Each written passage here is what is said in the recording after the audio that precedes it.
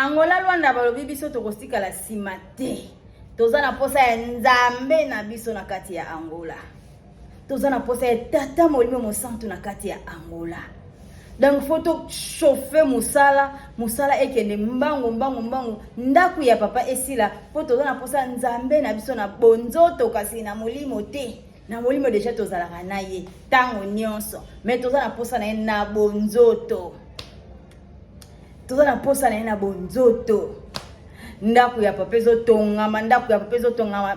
Nazolakisa bino ndaku ya papa na niveau komeli ye. Donc totia diara na Angola donc etikaka 2 semaines na pamba po makambu tout esila po ndaku ya papa esila. Papa simo ki mon kiangani Nzambe Molimo Mosantu ba Angolais balobi ke bazana posa ya papa na Angola. Ba Angolais ba olala te. Babi papa yaka. Papa yaka. Deus vem, nosso Deus. Papa simo ki mon kiangani. Estamos a precisar do Senhor, nosso papá. Tem que chegar em Angola. Donc, Yangoana, ndaku déjà, nous avons présenté vino na niveau comélio. Donc, ndaku ici, les tirali carrément ba touche ya mike pour papa Simon qui m'a kianga Nzambe Molimo Mosantu. Akoma na Angola na bonzoto. Na Molimo déjà tozalaka neme na bonzoto. Angola le bi papa yaka. Papa yaka. Nzambe na biso yaka. Donc c'est ça. Là on t'a une vidéo ce que bota la image. Bota la image ya ndaku ya papa ya résidence ya papa na kati ya Angola. Total. Go. Salut la famille, awa toza na Luanda. Na Luanda bota la musala ezokende makasi. Oyo ezali ndaku ya tata. Ndaku ya tata simo kimbango kiangani. Balobi ke boyei ya tata, il faut ndaku na ye oya kokomela etele manano. Botala na se nango, bokomona 52. So botali na kati wana ezala kolo. 52 wana ezali pouvoir. Partout na bandaku nyonso ezaka kate. Donc ndaku ya tata simo kimbango kiangani. Ekomi na suka. Ekomi na suka, botala ekomi na suka. Kala tenda ku ya tata zo sila. Photo zela boyei ya tata na Angola. Tozana membre du collège. Papa na biso se présenter, le ba mo liloba bande ko pe ba yoka yo. Na komba ya tata mwana pe tata Molimo Mosantu. Ngai ezali papa Gilberto Makonda, chef ya département ya infrastructure. Azali moko kati ya collège national ya Angola. Awa ezali mukumba to pesa melaki pona kosala ni sala ya tata Molimo Mosantu. To mipesa ginzo to pe Molimo pona kosala misala oyo ezali résidence oyo deja izana image ya libanda otokota na kati bokomona pe ba image ya kati ndenge ndako ezali vitesse vraiment ezali makasi pona biso. Voilà. Bozomona pona ezali ba technicien auto zo kosala na bango. Merci beaucoup. En tout cas, tozokota na kati bomona bana ya tata bazali kosala musala. Basoda ya tata bazali kosala musala. Bala tata oye. Vamos falar em português? Quer falar uma coisa? Não ele. Quer falar uma coisa? Quer falar uma coisa? Pode falar. Trabalho. Tá andando como? Estamos aqui na obra do Papa Simão Kimbango. Pode tirar o chapéu por cada respeito. Nós somos a equipa técnica, os mestres que trabalham aqui. Eu estou no departamento da pintura. Conforme sabem, quando a casa já entra pintor, porque está no fim mesmo, estamos a dar acabamento para dar remate final. Nós estamos aqui prontos a pintar, tchau. Gostemos. Então vamos entrar.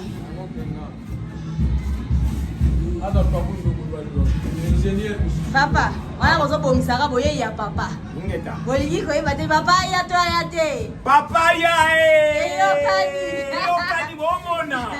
Bota musala ngoyo. Tukuna suka.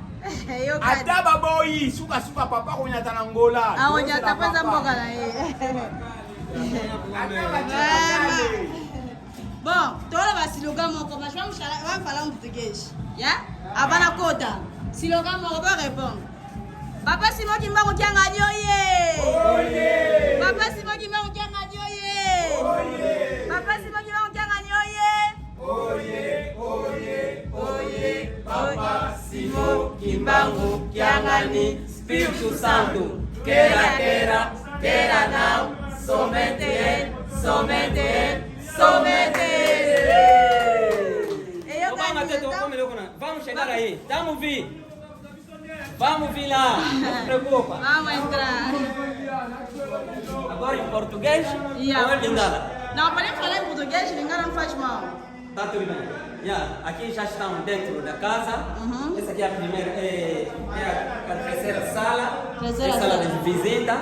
Temos sala VIP. Vamos chegar aí para mostrar a sala VIP. Essa aqui é a sala pequena.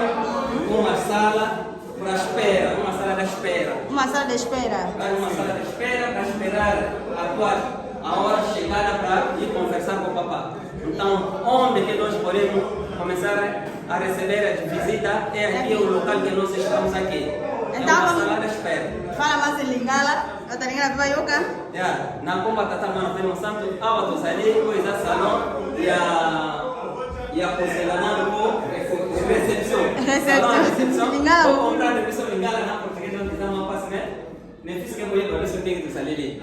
Eu já sala de recepção. Eu vou bima awa, quando eu entender. Oi, ezali porte ona kokende na ulwara munene. Uau. Ezana porte ko de porte za awa. De porte oui. De porte za awa. Oyo. Papa ko yamba batu za awa, do papa ni ko yamba bamuda ko kota awa aqui. Papa pode entrar aqui, pode entrar aqui. Esse local que está aqui é o local dos conselheiros. Então daqui até aí é o local dos conselheiros. Aqui tem uma sala de visita para os conselheiros.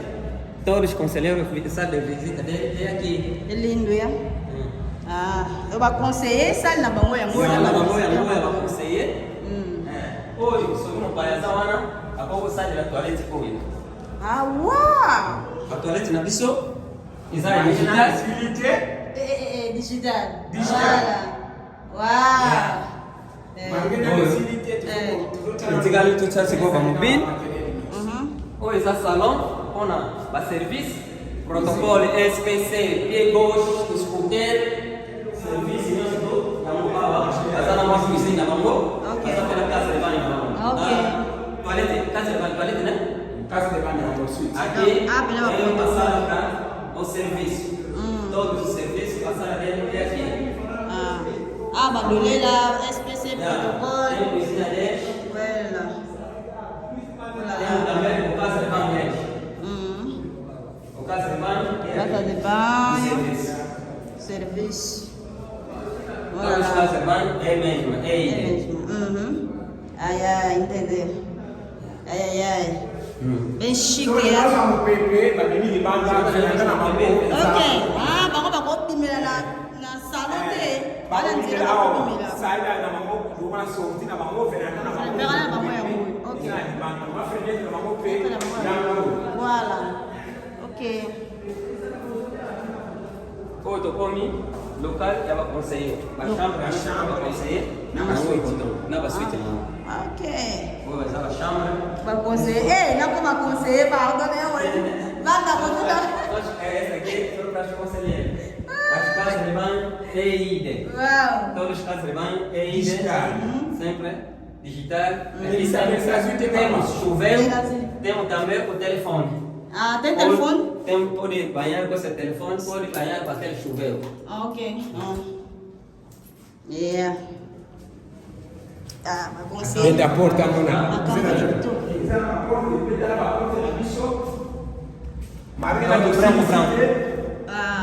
Então como casa?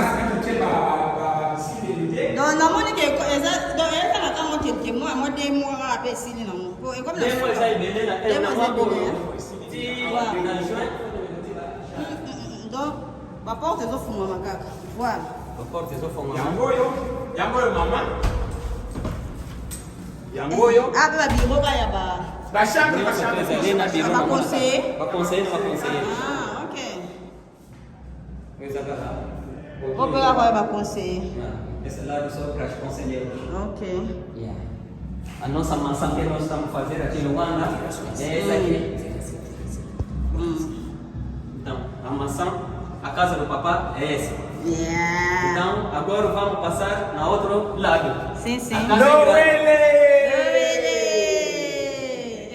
grande. Vamos passar agora na outra. Casa é muito grande, ah. Casa é 43 metros por 17. Ah, é?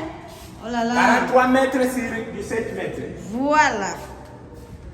Quando eu estou aqui, papa kuta kuna. Papa kuta kuna sona yake azana besoin que tala ba conseiller akolekela boye atali bandeko na ye. Oyo ekozala kokangama. Oui, oui. Kandi porte mutu akoyeba te mutu devant réception moyeba ke papa déjà wa. Exact. Voilà. Nakomonisa na deux portes. Soki oyo eza kokangama papa koleka azongi bo mutu akoyeba azati. Ok. Okoti etaka. Essa aqui é uma sala de jantar para as visitas do papá. Ok. Ah, sala ya kolela. Sala kolela. Papaya. Quando beba bem na refeitório. Eloko nyonso. Ah, o peça para você uma geladeira aqui. Congeladeira e frigo. Frigo, uma secret. Parte hoje muito importante. A parte A, o parte da chefe espiritual é bandido. Ok. Essa parte toda só para chefe espiritual. Ou chambre, reserve. Esse é o quarto. Chambre. Pode ser quarto da mamãe ou quarto de reserva. Chambre réservée. Ok. Tem suíte também. Ah, la chambre réservée, hein? Chambre réservée. Ça n'a nyonso. Oui, oui. Ils appellent un deuxième place de tout le monde. Ah, donc ça y est partout, oui. Nyonso ezali. Vraiment. Ah, ouais. Et parti pour nous tout, il y a papa. Passar nous tout. Mais non, on s'est dit. C'est dit.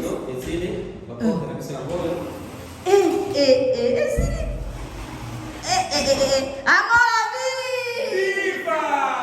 Ah, on va venir papaya. Toi la posa papa makasi. Wow. Wow. Donc c'est là tout compte à bouer. Tout compte. Donc Casa de banho. casa de banho que é visite. Sala VIP, hein? Casa de banho na moya ngo. OK.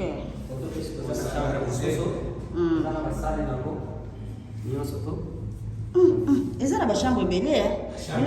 Salle oh ya papa. Salle d'attente. Salle ya réserve là papa va se monter. Ah. Oh là là. Wow. Donc au salle privée, ya papa. Wow. Eh, vous allez en belle lumière. Ah, on écran. C'est comme appareil que ça là. Voilà. Suite. Ok. Ah, c'est bien. Mais ça, la chambre est belle. Oh, bunga penza. Voilà, j'espère que bomoni ndako ya papa bi résidence ya papa oyo tozo zela na mokili mobimba po papa aya na Angola yango ekomi na suka ekomi kokinde na kosila. Premier salon ya papa. Premier salon ya papa. La ba muta nyonso. Ah, donc surprise ezana. To continue. Salle VIP. Et si ka papa ko yambela Para o presidente, para contar Mangomba, salve. Nzwa mintino. Zela kokanga non te, nazo ona bien. Nazo zwa penza. Ah, oh penza fana zo bien. Aqui só uma sala VIP. VIP sim. Para recepção do madrinho, do chefe, líder, da igreja ou do governo. A sala deles é aqui. Onde o papá pode conversar com os Pode conversar com eles. É aqui. É uma sala VIP. Acho que se chegarmos aqui, terminamos. Em nome do Pai, do Filho e do Espírito Santo. Amém. Amen. Noël.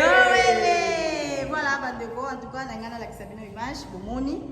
Merci beaucoup tout le monde, à la prochaine. Ya, nakoma tutamana musantu, ngai koma ngazali papa ingénieur Ricardo Mbadu. Ngai nde nazokamba musala ya ndako ya papa na Angola, ya Rwanda.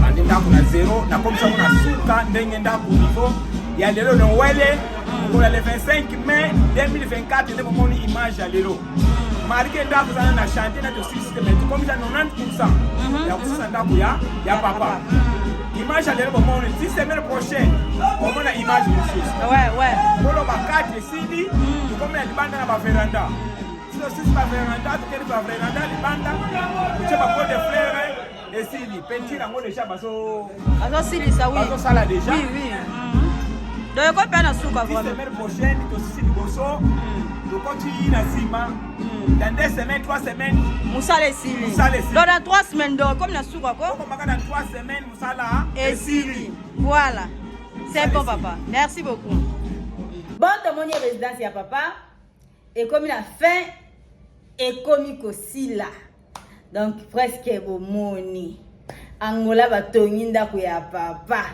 balingaki résidence esila po nzambe molimo mosantu aya tovanda na ye na bonzoto tomona be papa bato bazana ba problème bayeba koya papa ngai pasi ngai maladi dobiko ezalaka pa nzambe na biso esengo ya kovana na nzambe elongo esengo ya koyeba ke tozalaka na nzambe na mokili esengo ya koyeba ke nzambe aza mutu aza na corps asala biso na elilingi na ye esengo ya komona fasi ya nzambe esengo ya koseka na tata nzambe na yokaka bien moko so na nkamba ekoma batana batinzani wana na soirée ya papa na biso misato na baleka liboso wala moko beji moko eleka wana na tata nzambe na bana na ye koseko wapi esala nga bien moko na baka wow kozala nzambe elengi